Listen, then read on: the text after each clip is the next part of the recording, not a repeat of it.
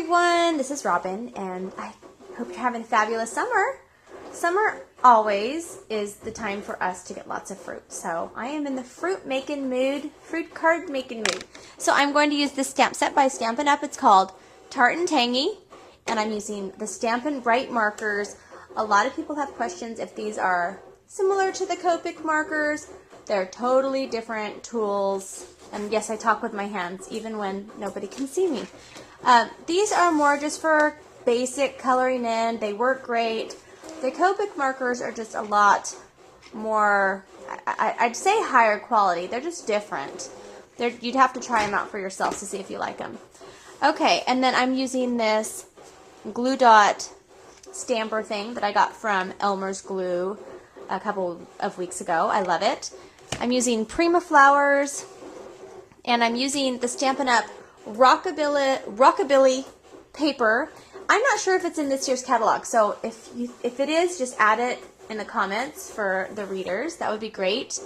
And I'm using, this is all Rockabilly, and I'm going to use my mini monograms Cricut cartridge, and I'm going to make a circle and a scallop circle. And then I'm going to put this together, so I hope you enjoy. Okay, I've cut out this circle and scallop using mini monograms, and the circle is cut out 1 3/4, and so is the scallop.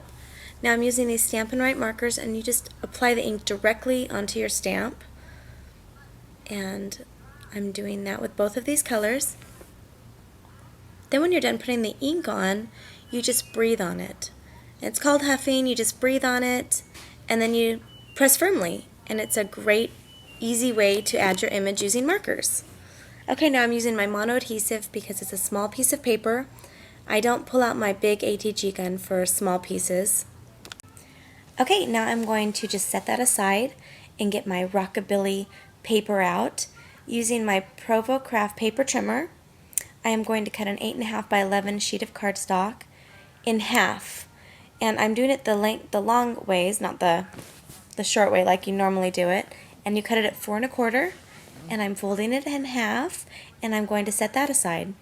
Now I'm cutting this paper at 4 by 5 1/4,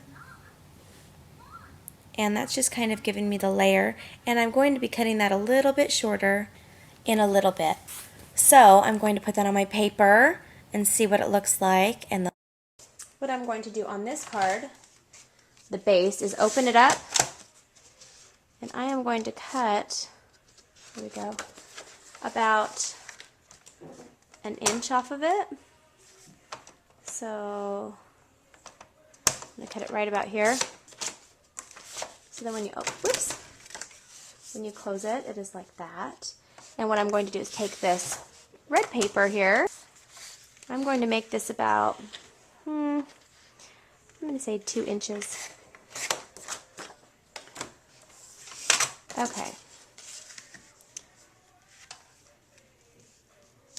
Let's see here.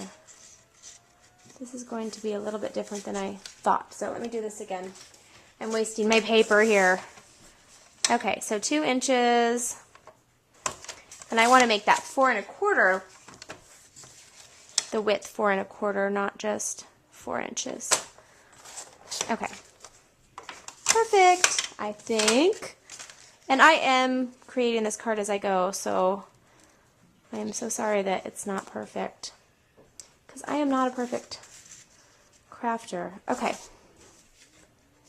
What I'm going to do now is I'm using my ATG gun, and I'm going to put 1 strip right here. That should be good. That ought to hold it. And I want it to be flush, like this. So when you open it, it looks like that. Okay, before I do anything else, I'm using this punch, this border punch by Stampin' Up. And okay, I've been doing these wrong for like a million videos. I've been turning them upside down, and then I was watching someone's video the other day, and I watched how she did it, and I was like, hello, Robin, this is so simple to do. So you just punch it in the middle, and then you can just easily, it's just, I'm laughing because it's so easy, and sometimes I do things the hard way. See how easy that is? And everyone that's been watching my videos and emailing me, they're like, Robin, we've been trying to tell you this for like a year now. Okay. Whoops. Okay, that should be good. Ah, let's break a nail. Okay. So I have this little mess. Push that aside. So now I have this when you fold it over. This is going to be so darling, if I do say so myself. Okay, I'm going to cut this down here. I'm going to cut it right here. So I'm just going to mark my fingernail. I'm not measuring or anything. So if you want measurements, I don't have them on this. I'm just kind of showing you how I do it. And then you can make your own creation. Hopefully this inspires you to do something different. Okay, now I'm using my ATG gun again. Ta-da! Okay. And then I'm putting this on here. This is an original pink stamper card because you don't really know what you're going to get, actually. All right. Now I wanted to incorporate yellow because I thought that's a springy color and it coordinates, and thought it would be fun. Okay, add this down here, and I'm going to make a bow. So you're going to see a bow. You're going to see me make a bow. Wrap it around, pull it, stick your finger there or your hand there, and just wrap it around. Just really easy, and pull it through. There's my bow, and you can move it around. Great thing about these bows is you can just move them around, pull it down a little bit. Okay, and I'm going to cut this just straight. Whoops, I need sharper scissors. Ah! Don't want to be a shadow. Give you a shadow here, I want you to see it. Okay, so now I have this, and I'm going to incorporate this on here. How am I going to do it? You know, let's see here. Okay, I might just have it right there. I wanted to add this accent on. I have some Prima flowers that I wanted to use, and I just thought I'd throw this yellow in there to kind of bring it together and do something like that. So let's see. Let's just put this down flat. I'm going to use my mono adhesive again.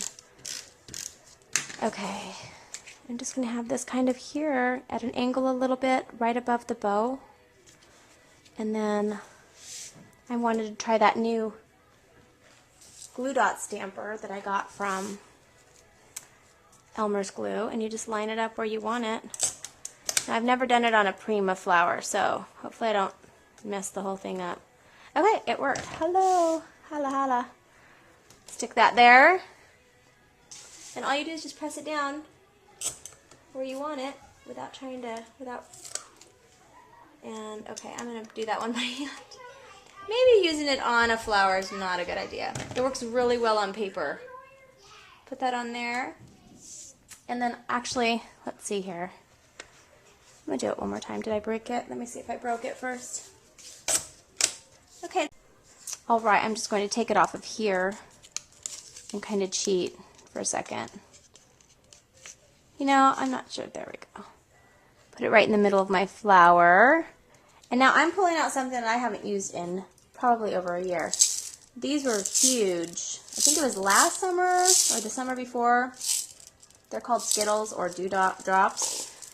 And I bought so many of them, and people racked me with them, and I've used maybe 2 or 3. I haven't used a whole lot, but I'm going to add that on there. And that just is the finishing touch. And if you wanted to, I just like how I open that, and that is my card. It's just, and then on the back, it's got the little crosses. It's just really cute. Okay, and if you wanted to, you could put a saying stamp there. I'm just going to keep it fun and light, and just I can use this as a note card to someone and just write them a nice little letter. Some of you wanted to know what I put on the inside of my card, and I usually don't stamp anything unless it's Christmas, but I do write notes to people and letters, and then I put them in little envelopes. So I hope you enjoy this. Have an awesome rest of the summer.